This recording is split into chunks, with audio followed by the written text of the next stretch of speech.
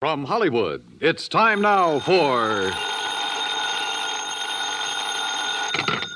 Johnny Dollar. Joe McNabb, Northeast Indemnity, Johnny. Oh, hi, Joe. What's up? At the moment, my blood pressure. Too much work? No. Prospect of having to pay off on a $100,000 life insurance policy. Uh-oh. Fella I think you know, Johnny. Art Wesley. Oh, sure. Been a pal of mine for years. Reporter. Yeah. Apparently he's working on a story right now that somebody doesn't want him to report. What do you mean? Night before last, he got beat up in an alley. Yesterday, a car made a pass at him at high speed. What about today? It's early yet, Johnny. Oh, yeah, sure. But let's hope it's not too late.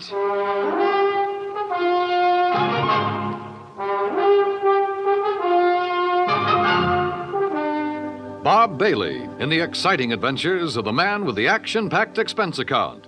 America's fabulous freelance insurance investigator. Yours truly, Johnny Dollar.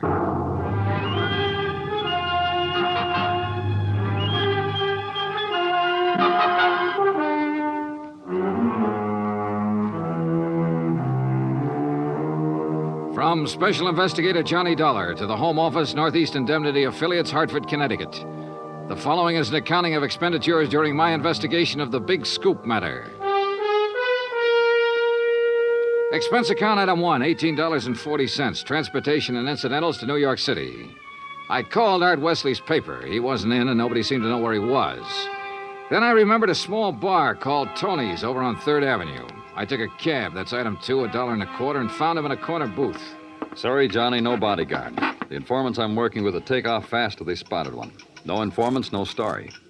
That insurance policy your paper took out on you, who's the beneficiary? A dear departed wife, Joan. Departed? I We thought... split up a couple of months ago. Oh, I'm sorry to hear that, Art. We were living in two different worlds. I wanted a home and family. She wanted a trip to the moon every night. Where is she now? Who knows? On her way to the moon, I guess.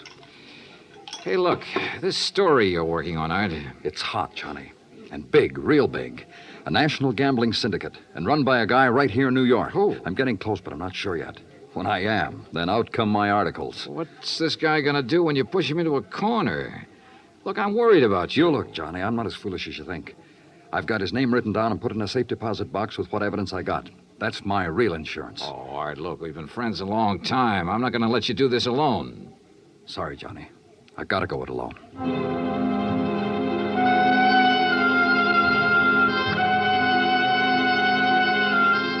Since I'd gotten nowhere with Art, I decided to try his wife, Joan, even though they were separated. I found her in an apartment on East 68th, but she was hardly what you'd call cooperative. Look, Mr. Dollar, so you're a friend of Art's. At the moment, I'm not. Mrs. Wesley, your marriage with Art is none of my business. But that insurance policy his paper took out on him is. And incidentally, you're still the beneficiary. So? So he could be in danger, those articles he's writing. Why doesn't he drop it? Oh, look, you know Art better than that. Then what am I supposed to do about it? That story is his business. How I feel about things is my business. And come to think of it, I can't see that either of those things is your business. Item 3, $1.80 cab fare to police headquarters in the office of my old friend, Detective Lieutenant Rastelli. Sure. I know about those attempts on Art's life. So I talked to him and got nowhere. He told me the stories about a national gambling syndicate. It's more than he told me. Supposedly the big boss is here in New York. Now, what are you going to do about it? Look, the minute Art quits thinking he's got to hit the jackpot all by himself and lets us in on it, we'll give him all the protection he... Lieutenant Rastelli. Yeah, just a minute. It's for you, Johnny. Oh, thanks. Hello? Art Wesley, Johnny. They told me at your hotel where to reach you. Anything new, Art? I'm leaving town for a few hours. This could be it, Johnny. Tonight could be the jackpot. Well, listen, let me go with you. Sorry, I gotta go alone. It's part of the deal. Art, it could be a trap. I can take care of myself. Call you when I get back. Wish me luck. Well, look, wait. Art! Art!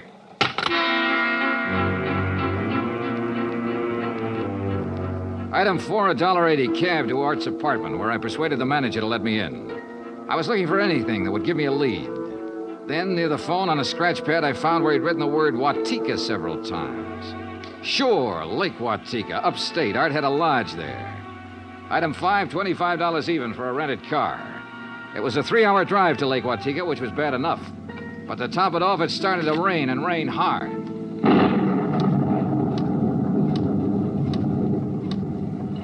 When When I finally got to the highway turnoff, the side road to the lake was a mass of mud. Then I got 2 quick breaks.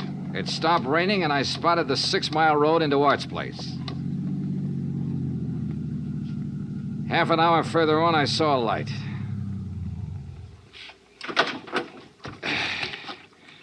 Art's car was parked at one side, and the front door of the lodge was wide open. When I got to it, I saw why. Art was lying in the doorway. Yeah. He was the one who wanted to hit the jackpot. But you can't hit the jackpot with a slug, particularly when that slug is right between your eyes.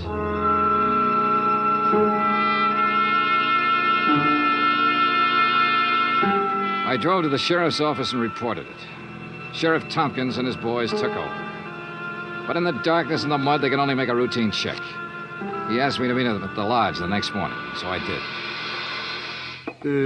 Buddy was right here in the doorway, huh, son? Yeah, Sheriff, I didn't move it. And Wesley probably got shot when he answered the door by somebody standing out there on the ground. Because of that bullet hole in the roof? Yeah. Right over that shelf that's stocked with canned goods, sugar, salt, and the like. Apparently, he used this place regular. Yeah, he used to do some of his writing here. Were you able to determine time of death? Coroner says between 10:30 and 11 last night. What time did you arrive? About half an hour after the rain stopped. I'd say 11:45. Means it was still raining a good half hour after the killing. No wonder we found no tracks. Hey, look, Sheriff. Art was working on a hot story about a national gambling syndicate. Could be that he found out who the boss was last night, the hard way. Oh? Then you think the killer was from out of town? Maybe New York? Yeah. Now, where would he stay? Is there a hotel around here? Lake Watika Inn, just outside the village, about 6 miles from here. Sheriff, I'll check it out. Guests here at the inn, Mr. Dollar? Well, we have only 2 who checked in yesterday. It's the off-season, of course. Yeah, clerk, who are they? Well, Mr. Cooper yesterday afternoon and Mr. Buckley around dark. Uh-huh. They still here? Mr. Cooper is sitting right out there on the terrace, but Mr. Buckley paid in advance and left quite early this morning. I see. Did Buckley give any reason for stopping here? He said he was a traveling man and didn't like to drive in the rain. Okay. I'd like you to write down a description of him. I'll pick it up on the way out. Oh, I'll be glad to, sir.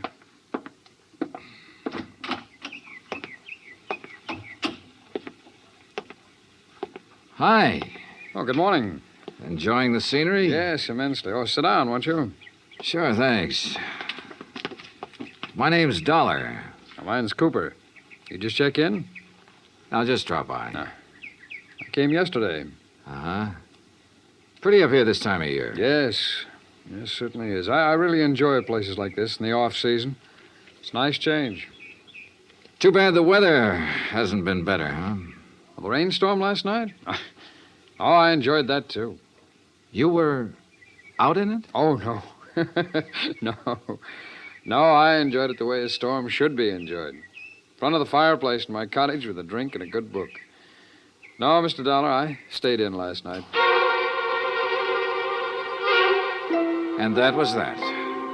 I picked up the description of the other guest, Buckley, from the clerk and gave it to Sheriff Tompkins, who got out a bulletin on him. Then I drove back to New York City, turned in my rented car, and took a cab. That's item 6, $1.70, to Joan Wesley's apartment. Yes. They notified me this morning about Art's death. I don't know what to say. What is there to say? Good question, Mrs. Wesley. If only he hadn't been so stubborn. If only he'd given up that story about the gambling syndicate or whatever it was. Yeah. You figure somebody in the syndicate killed him? Why, of course. Mrs. Wesley, did you know Art had gone on up to the lodge at Lake Watika? No. Mr. Dollar, I'm rather tired. One more thing. Did you go out last night? No.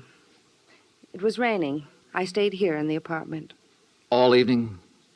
All evening. I see. Well, thanks, Mrs. Wesley. Maybe I was imagining, but it seemed to me Joan Wesley hesitated just a little before telling me she hadn't been out of her apartment last night. And if she had gone to Lake Watika, I checked the basement garage. Her car was clean. Too clean. Item 7, $5 to the garage attendant for some very interesting information. Joan Wesley had ordered her car washed first thing this morning. Why? Because the wheels were covered with mud from last night.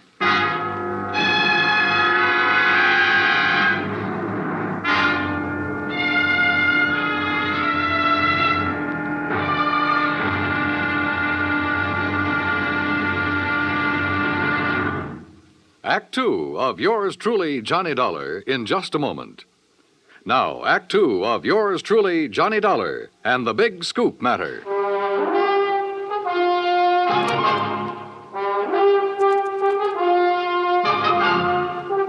I tell you, I didn't leave this apartment last night. Your car says differently, Joan. Car? You had it washed today because it was all muddy. And the reason it was muddy was because you had it out in the rain last night. Look, Another thing. You told me you didn't know Art had gone to the lodge. You hadn't heard from him. But the switchboard operator told me you had a call from him yesterday. Now, why else would he call you except to tell you where he was going? Well, how about it, Joan? All right. Art did call me yesterday and told me he was going to Lake Watika. And how about last night? Yes. I went out, but not to Lake Watika. Art wouldn't give you a divorce. By killing him, you get your freedom and $100,000. I didn't kill Art. I didn't go up there last night. And where did you go? Might as well know. The reason I wanted a divorce from Art was because I'd found someone else. Oh?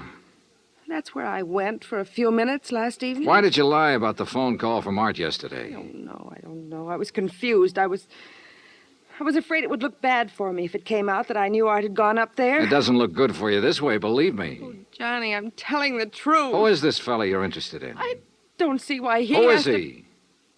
His name is Ted Nash. Will you have to talk to him? I sure will. And right now. But I was wrong about talking to Ted Nash right now. I called his apartment and got no answer. Item 9, $1.60 cab fare to police headquarters in the office of Detective Lieutenant Rastelli. You figure this guy Nash and Joan Wesley could have killed Art and used the gambling syndicate threat as a cover, huh? It's a possibility, Lieutenant. Well, I'll see what I can find out about Nash. How'd you do at Lake Watika? 2 guests checked in the day of the killing. One, a man named Buckley. He left early this morning. Sheriff Tompkins has a bulletin out on him. Who else? A fellow named Cooper, who apparently likes to go places in the off-season. Nothing to tie him in particularly. Cooper, huh? We had a rumble some time ago that a guy named Cooper was involved in that gambling syndicate. What? Trouble is, we got no proof. Hey, wait a minute. What's the matter? Art told me he'd put the name of the man he was after in a safe deposit box. If we could find the key to that box. How about Art's apartment? Let's take a look. So we looked, and we found the key tucked away in a desk, but only a number on it. Nothing to tell where it was located. I gave it to Lieutenant Rastelli, and he promised to check every bank in town if necessary. While I went on back to Lake Watika to see if the man named Cooper at the inn was the same one Rastelli told me about. When I got there, after a frantic 3-hour drive, I found him comfortably sitting by the fireplace. Well, Mr. Dollar, isn't it? Yeah, that's right. Cooper, I want to get right to the point. You told me you came up here to enjoy the scenery. Yes, that's right. Why? The man who was killed last night, Art Wesley, he was trying to expose a national gambling syndicate. Oh, that's very interesting. So? So, I know a police detective in New York who thinks you're a member of that syndicate. Well, now, Mr. Dollar, that's a very serious charge. I presume you have proof. Well? Uh-huh. No proof. Well, in that case, I don't think there's any... Dollar, the long-distance call for you. You can take it on that phone right beside you. Thanks, clerk. Johnny Dollar. Rastelli in New York, Johnny. Hi, Lieutenant. You locate that? Yeah, the safe deposit box, and in it we found the name of the man Art Wesley was closing in on. It's Cooper. Thanks all very right, much. So you... Well, Cooper, you wanted proof? We've got it. Evidence that ties you in with the syndicate. Clerk. Well, now, this is ridiculous, Is it? Dollar. Let me tell you the facts about this thing. Is something the matter, Mr. Dollar? Get Sheriff Tompkins on the phone, clerk. Tell him I've got Art Wesley's killer here. You mean Mr. Cooper? Oh, now, wait a minute. Now, look, Dollar. If you'd get your facts straight, you'd drop this silly notion of yours. What kind of facts, Cooper? What time was Wesley killed? Between 10:30 and 11 last night. But, Mr. Dollar, Mr. Wesley's place is some 6 miles from here. That's right. Why? Well, then Mr. Cooper couldn't have killed him. What do you mean? Last night I took a drink to Mr. Cooper's cottage here at the inn. What time? Around 20 to 11, and I chatted with him for at least 15 minutes. Are you sure about that? Oh, quite sure. Well, Mr. Dollar, I'll buy you a drink sometime. Cooper strolled back to the bar with a satisfied smirk on his face.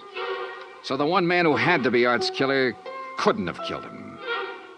I collared the clerk again and had him repeat his story in detail. If you recall, it rained heavily last night, Mr. Dollar. Yes, I drove through it on my way up here. Well, I was making the rounds of the inn, checking windows, things like that, when the house phone rang. It was Mr. Cooper calling from his cottage. He wanted a drink. You say that was at 20 to 11? Yes, I always jot down the time when I am called away from the desk. All right, go on. Well, when I got to Mr. Cooper's cottage, he was sitting in the living room in front of the fire with a book. Yeah. We chatted a while, and then when I returned here to the desk, I jotted down the time again. 10:55. Well, that does it. What do you mean? Oh, it's a good 20-minute drive from here to Art Wesley's lodge. If he was killed between 10:30 and 11 and Cooper was here at that time, he couldn't have done it. Well, I'm sorry, but facts are facts. And... Oh, excuse me. Lake Watika Inn. Yes, just a moment. Sheriff Tompkins, Mr. Dollar. Oh, thanks. Hi, Sheriff. Thought you ought to know, son. Remember that man Buckley we were looking for? Yeah, sure, the other guest at the inn. We picked him up. I've been questioning him for an hour. Any luck? No, sir. He's just a traveling salesman who stayed at the inn because he didn't want to drive in the rain. You sure? Buckley swears he doesn't even know Cooper. Just between you and me, Johnny, I think we got the wrong fella. No place again. I decided to start all over. Got into my car and drove to Art Wesley's place. Nothing was changed. I remember the trip I'd made the night he was killed, how it rained heavily until about half an hour before I arrived. How I'd found him lying in the open doorway, a bullet hole in his head. Yeah, and the hole in the ceiling over the shelf of provisions, marking the path of the bullet. It was there. So were the provisions. Canned food, mustard, sugar, a package of crackers. There was some... Wait a minute. Sugar. The sugar bowl. I stared at it for a moment. I remembered a couple of things the room clerk at the inn had told me. And suddenly the whole deal slid neatly and quietly into place. I drove back to the inn fast. Cooper's cottage was empty, so I went inside to the bedroom and took a look around. Then I spotted one of the pictures on the wall, a little out of place. I looked behind it. Yeah, just what I expected. Outside, I found Cooper sitting on the terrace in front of the main building. I slid into a chair across from him. Well, Mr. Dollar, what fantastic crime are you going to accuse me of today? Cooper, I got a one-track mind, and it's still stuck on murder. Oh, now look, Dollar. We've been over this before, and personally, I find it quite boring. So much so that it's interfering with my vacation here. That's too bad. Yes, it is. So I'm leaving this evening. I don't think so, Cooper. Oh, come now. Art Wesley was trying to expose a figure in a gambling syndicate. You. Well, that's a matter of conjecture. You had to stop him, for keeps. Oh, now look, Dollar. The time of Art Wesley's death has been established as between 10:30 and 11 last night. That's right, between 10:30 and 11 last night. And I'm sure you remember the room clerk telling you he was with me in my cottage living room from 10:40 to 10:55. I sure do. So that I certainly couldn't have killed your friend Wesley 6 miles from here during that time. Except that Art Wesley wasn't killed at his lodge. What are you talking about? You see, I remembered something else the clerk had told me. The night of the killing, it stopped raining a little after 11. All right, what difference does that make? All the difference in the world, believe me. Here's what really happened, Cooper.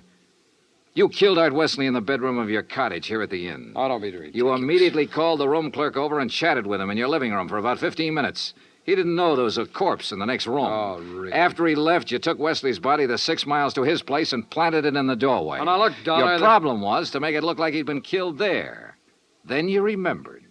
The slug that had killed him hit the wall in your bedroom. That gave you an idea. You figured out the right angle at the lodge and fired a shot upwards from the outside the door. It went through the ceiling at the back. All right, Dollar, I've had enough of your half-baked theories with no proof whatsoever to back them up. Correction, Cooper. This time I've got proof. There was a shelf of food under the bullet hole and a bowl of sugar directly under it. A bullet? So what? When sugar gets wet, it gets crusty, and it stays that way. But the sugar in that bowl was dry. Now, if the killing was between 10:30 and 11, and it rained heavily until after 11, then some rain would have dropped through the bullet hole into the sugar. I see. But, Cooper, the sugar was dry. So the bullet hole was made after the time of the murder, when you planted Wesley's body there. Just a little detail, Cooper, but it nails you.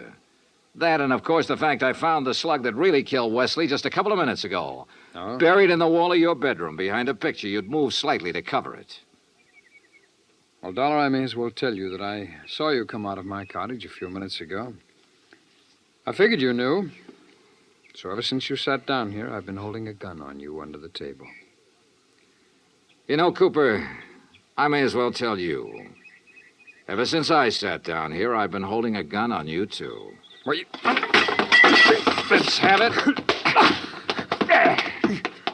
Well, you didn't have any gun. A big-time gambler bluffed right out of the game. Cooper, you're slipping.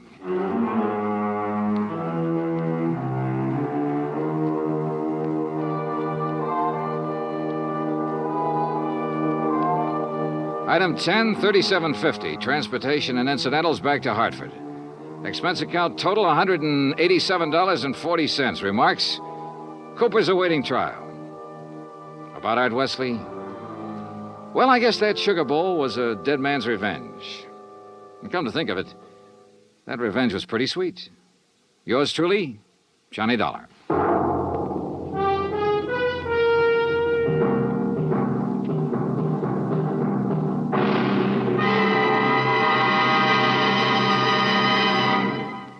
Now, here is our star to tell you about next week's story. Next week, colorful New Orleans, from nightlife in the Latin Quarter to the dismal, deadly swamps. Join us, won't you? Yours truly, Johnny Dollar. Yours truly, Johnny Dollar, starring Bob Bailey, originates in Hollywood. Written by Robert Reif, it is produced and directed by Jack Johnstone. Heard in tonight's cast were Virginia Gregg, Russell Thorson, Barney Phillips, Stacey Harris, Larry Thor, Parley Bear, and Les Tremaine. Musical supervision is by Amerigo Marino.